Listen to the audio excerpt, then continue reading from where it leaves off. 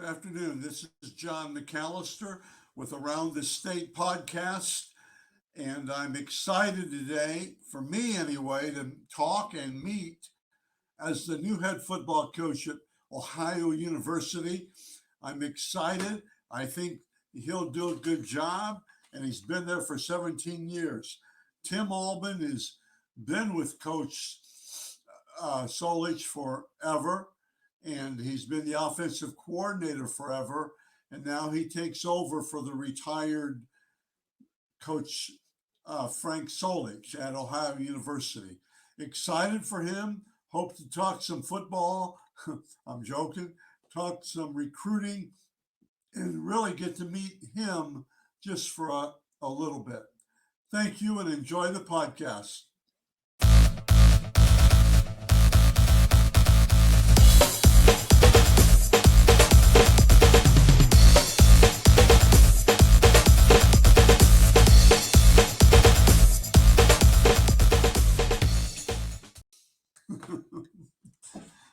Okay, my guest today is the new head football coach at Ohio University, and he's been there. He just told me for 16 years, and he's good friends with Jimmy Burrow. I don't know if that's good or not, but I hope he's not corrupted by Coach Burrow or retired Coach Burrow. Anyway, Coach, how are you doing? Doing just fine. Appreciate you having me on today, and just honored and humbled to have a chance to lead Ohio University. That's really good, and obviously, what's the biggest change so far?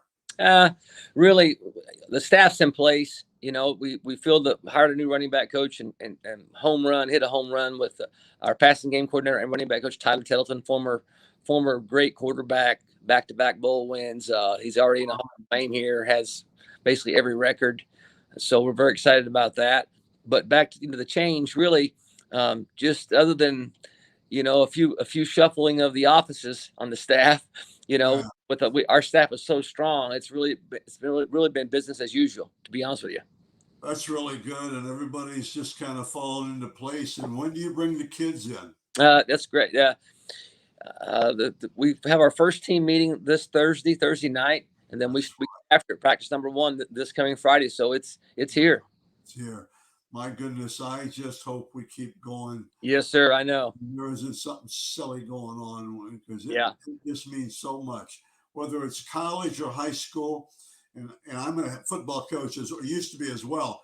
You start that good. You have a good start in football, and I think it makes everything good. I totally agree. Hopefully, we're moving in the right direction with the vaccination and the numbers. I think so. We're able to operate normally. Well, one question about that, and then we'll do something.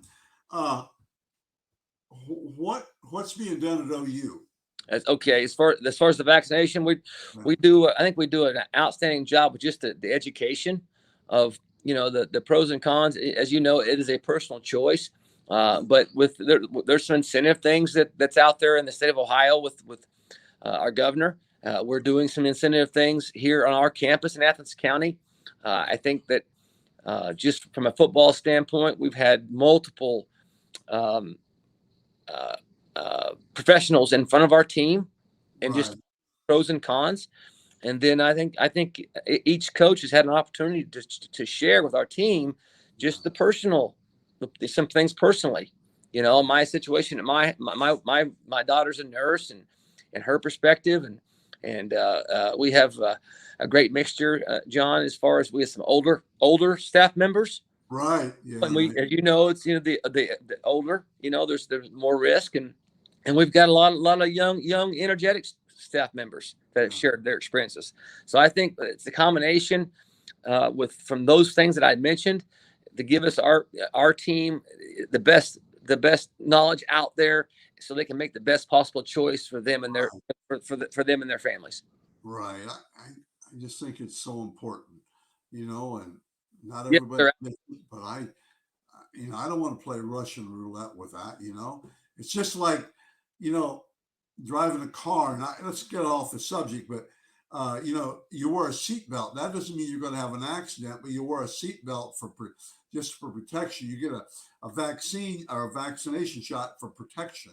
the same thing. But okay, let's talk football. Now you're the head football coach now. You're the running backs coach before. What what are you going to change as far as you evaluating players?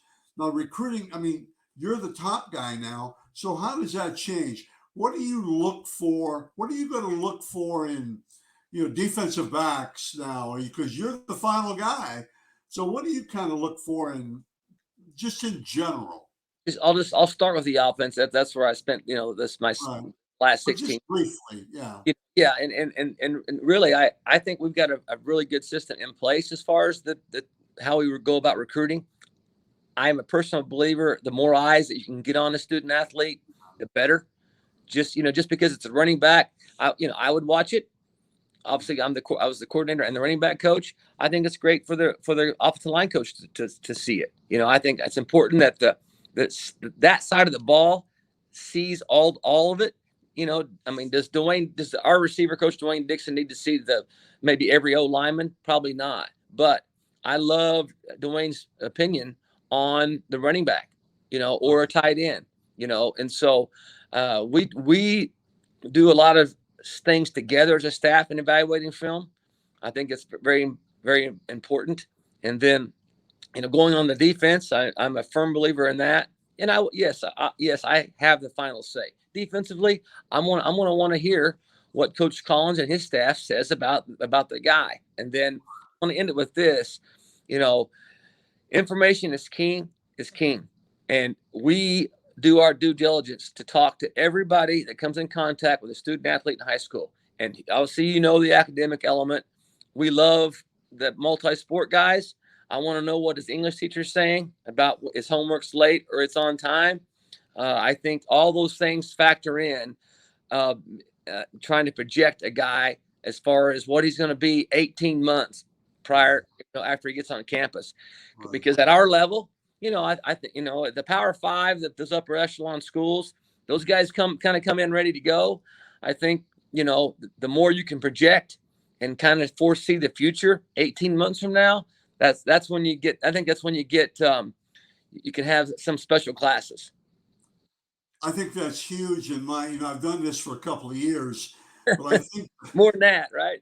The guys, I think where we make a mistake sometimes, young coaches, old time guys, I think are different. I'll be honest with you, but I think you have to be able to see something in those kids and see if they have the it factor. See, you got to, and that's by talking to them and by listening to them. And you'd be surprised what you can learn. Guys will say to me, like 24, these recruiting guys, what do you think of him? I go, I haven't talked to him yet. I don't know. Got to talk to him and see what's happening. And I would say the other thing about Ohio University and the Mid-American Conference and the mid-level, I really think those are where the most important, where guys have to be able to really recruit. Because first of all, you got to sell yourself. And I think you can't afford to make a mistake. The Power Five, they do make mistakes. I don't want to get into this, but they do make mistakes, and it's proven. But I think that your level, you just have to be able to, everybody can see if he can hold the ball, and they have all these. Every year they come up with new buzzwords like they're instant quickness or something. No, it's silly. But now back to Mid-American. It's really important that you understand it, but what will you just kind of will go as a group then, Coach? Yeah. This is as far as the evaluation process and get this thing to get it started with a student athlete and right. Whether it's a high school or a junior college or whatever, that's where it starts. And then we dive into your typical stuff, game film and those types of things. But, just back to, Tim, Coach Solich was an unbelievable closer. Okay. Right. And I've been with Coach I've worked with him under him for 21 years, in Nebraska and here.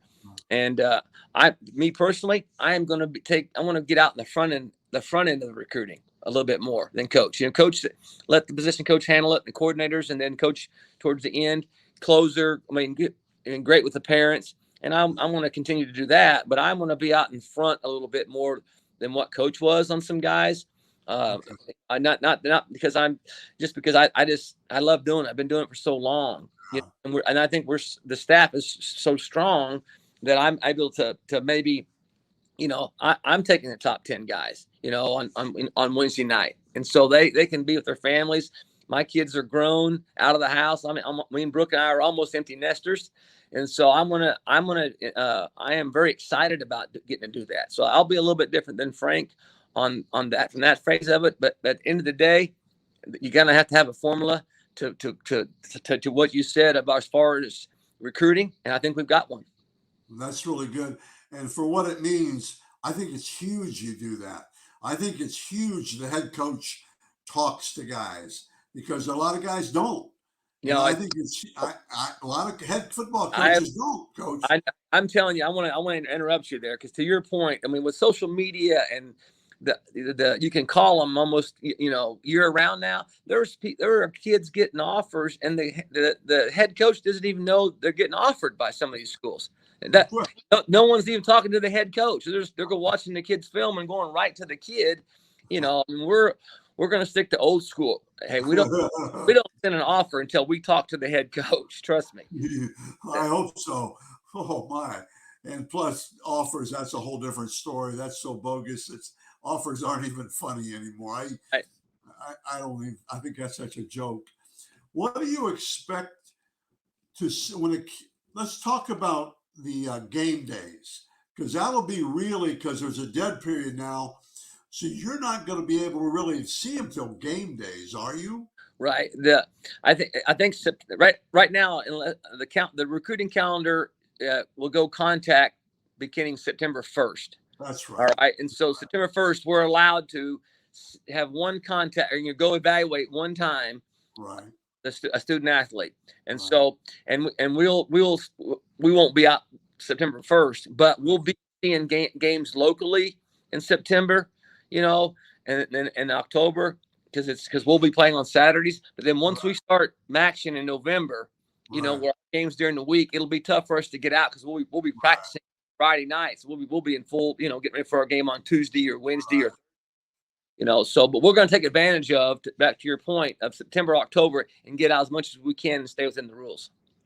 Okay, let's talk about when they visit you for game day. Mm-hmm. What your experience, Coach Albin? What do you expect?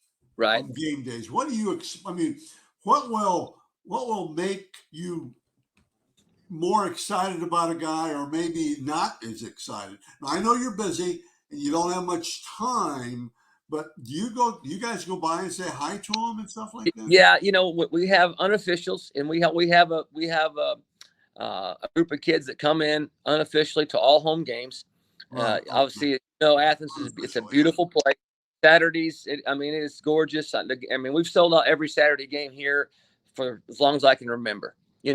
And so it's a great crowd. It's electric.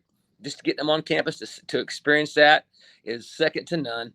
And so I know I think that's going to continue here, and it's going to be a strong point for us when we have official visits, and we don't have a lot of them during the season because it's hard to get, because they play on Friday night, and so they're not getting home till midnight.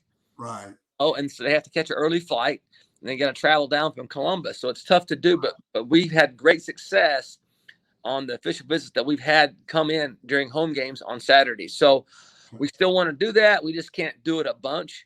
And so I think there's a mixture. Okay. But what advice, Coach, can you give when he shows up? What advice do you give them?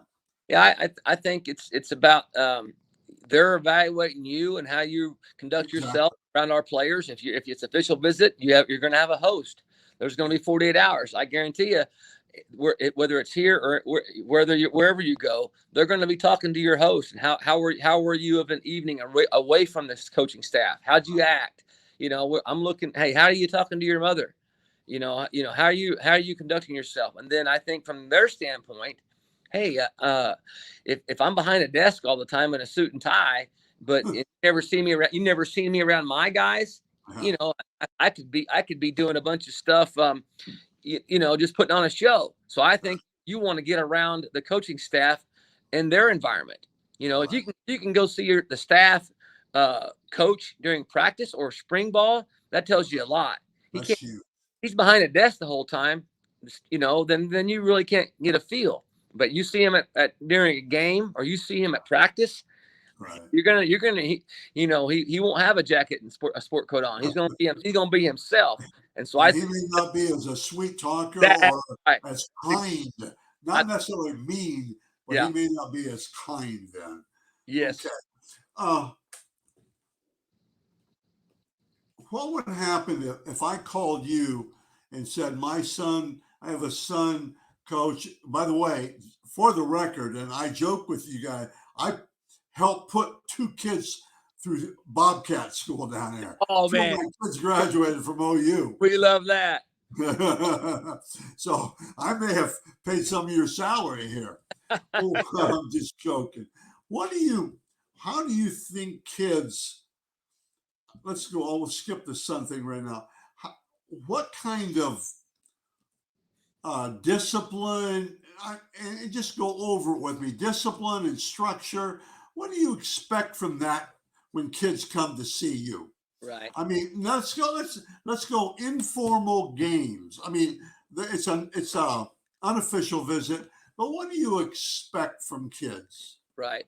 The unofficial visits, it's a lot of, it's a quick interaction. I'll be honest. The official visits are 48 hours. Let's go unofficial. Unofficial, it's a handshake, firm, look you in the eye, and have a couple of questions for the area coach or the position coach, and then get out there and watch him in pregame and see his energy, and then can you see yourself, playing at this university? You got to do your homework on the academic stuff, and there's a lot more. There's a lot more information that you want to gather. But back on the visit, and then you got to look at the tailgate, the atmosphere leading up to the game. Because your mom and dad and your family are going to be coming back here on a Saturday or a Tuesday night. Do you like what you're seeing? It's not a perfect situation to be on unofficial, but it's something, and to use it to your advantage. Exactly. And I think two things on that, my opinion, if a prospect has a chance to get real close to, like, he's an offensive lineman and he gets real close to what you have down there, and just see how cut and ripped these guys are. They don't do that by sitting. That's right. So I think it's so important. That's a great point. Oh, man, I just get around them a little bit. And then I think the other thing that I used to is to wear their school colors, whether it be a jacket.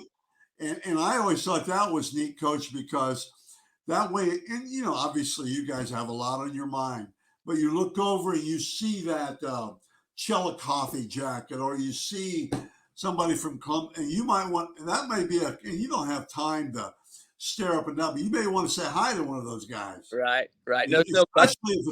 Especially if it's a who many. Yeah. Not how many, it's a who many. There you go. That's right. That's a great point on the school. I think that's great. We see a lot of high school letter jackets, and that's great. That helps us as far as to recognize them and where they're from.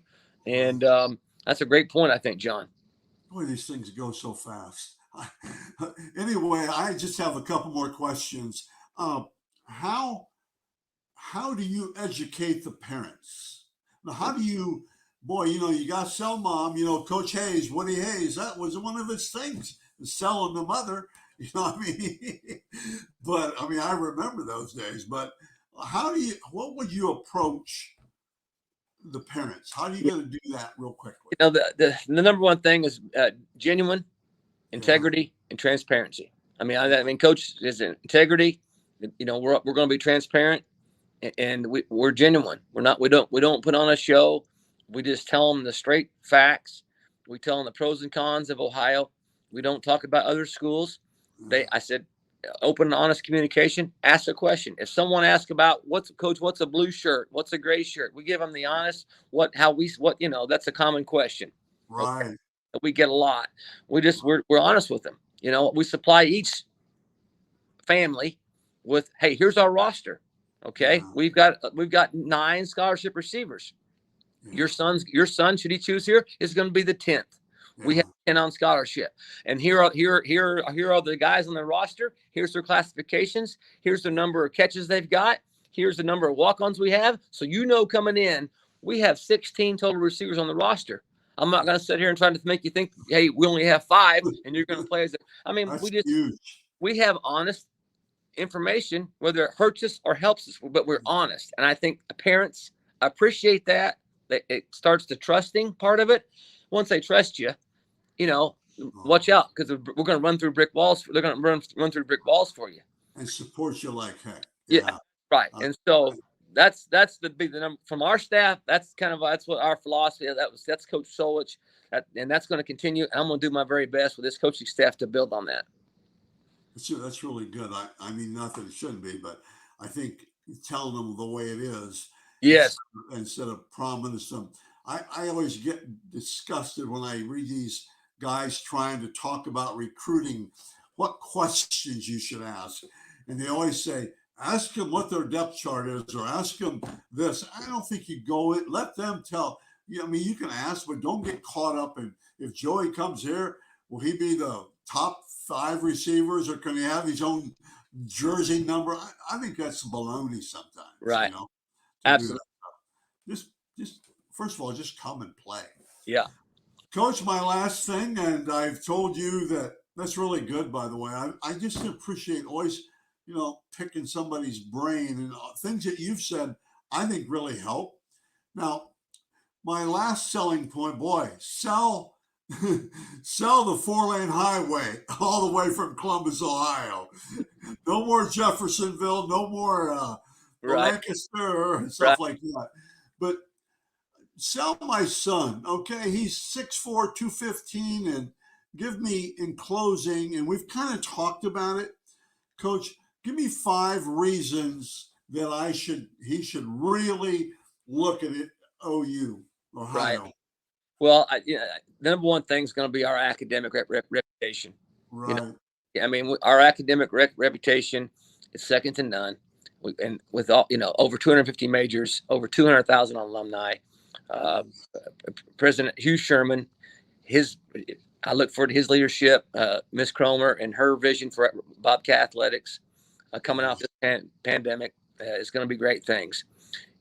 I've already mentioned about, our staff and the strength. Right. We've got a great mixture of older and experienced guys. We've got some younger guys. I think, Coach, to interrupt you there real quickly, I think that is so important, because I think you need, I can say this for myself, but you need a little bit of wisdom in there. You got the young guys who their kids are probably 3 years old and 5 years old. And you got the older guys whose kids are 19, 20, and so they've been there. But I think that is so huge. No, okay, I'm going to interrupt you again. I really appreciate you saying that, because I'm so proud. I mean, we have got guys. I mean, I was with Coach Solich at Nebraska when he lost his father. He was with me. I lost my father. I've been with Pete Germano for 10 years. He's lost both his parents. Ron Collins has lost his father. Dwayne Dixon's lost a brother. I've seen Dwayne Dixon's kids grow up, Athens High School, and they're on to college. He's a 2-time granddad now. Okay. I've seen Ron Collins' daughters grow up. And then we got Tremaine Scott, former player, MVP of a bowl game in 2012. He's got 4 kids. I'm getting to see those kids run around here right now. Our football team, we've got life experiences, good and bad. Because right now in this day and age, there's a lot of things going on. And kids need help. They need to lean on the older experience. They need to have some energy, younger coaches, and we got those. And so that's a huge selling point. To back to your original question, is about what are the 2 or 3 things that you'll sell about Ohio. That's the darn sure one of them right there. So I appreciate you bringing that up. Oh, I think it's huge. And plus, I'm 73. I don't think I'm out of touch with reality. I think I know just because I'm 73 doesn't mean I'm in a closet someplace. Right. That's right. Well, I appreciate that. Any more comments? Anything else that we've missed as far as OU? Right. Well,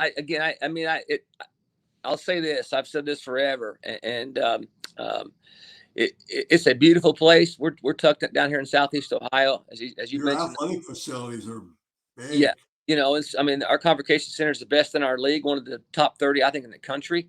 And Miss Cromer, she is diving in on the Peden project and the future of what that's going to be all about. It's a beautiful place. All right. But it's the people in the build. There's a lot of pretty buildings. All right. Yeah. It's the people inside those buildings, why it's special. And so you get down here and experience just the people, and that's what makes it the greatest.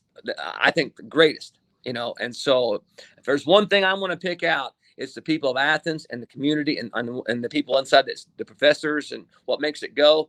And that's a big selling point to me. Now, I totally agree. Now I'm going to leave you with this and joke with you.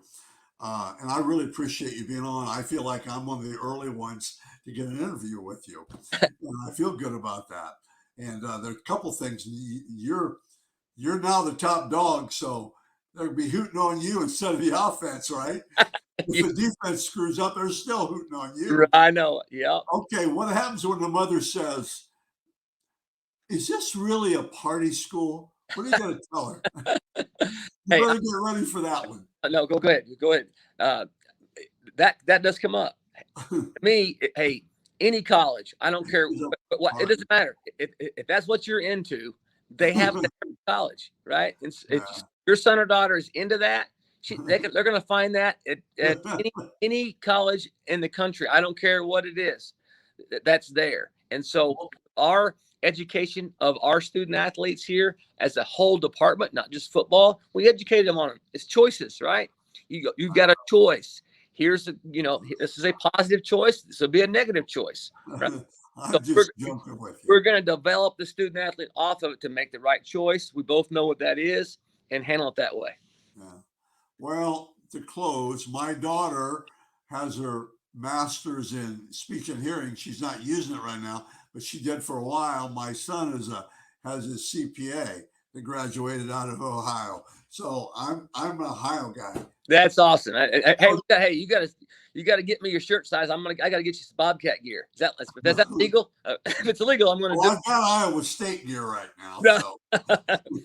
Coach, thank you very much, and the very, very best to you. John, thank you. Hey, you're always welcome. You do it first class. I've seen you at the camps for my entire time here. You're a worker. We appreciate that. We wish you continued success. Thank you very much, Coach. Appreciate it. Thank you. Go Bobcats. Yeah.